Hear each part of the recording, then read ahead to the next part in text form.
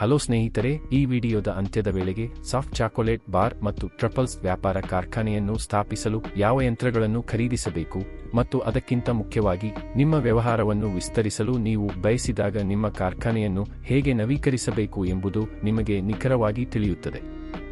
Soft chocolate bar ಮತ್ತು truffles ವ್ಯವಹಾರವನ್ನು ಸ್ಥಾಪಿಸಲು ಬಯಸುವ ಯಾರಾದರೂ ಈ ವಿಡಿಯೋವನ್ನು ನೋಡಲೇಬೇಕು.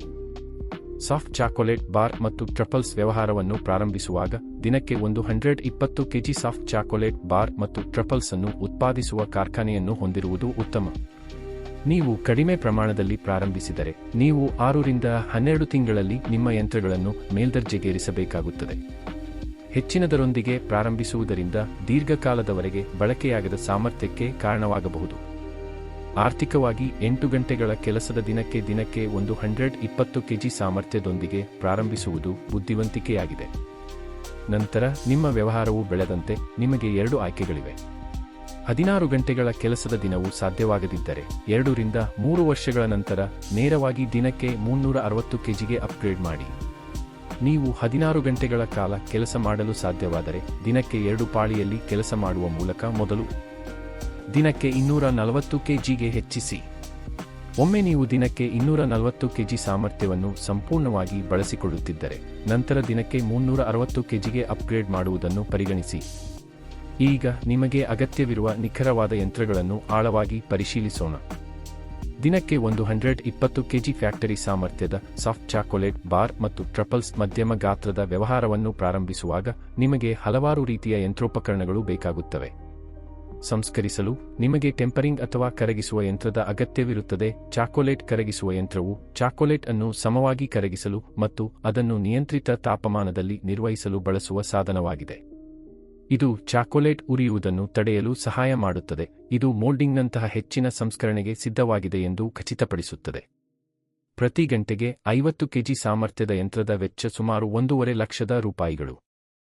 ನಂತರ ನಿಮಗೆ ಚಾಕೊಲೇಟ್ ಮೋಲ್ಡಿಂಗ್ ಯಂತ್ರ ಬೇಕಾಗುತ್ತದೆ.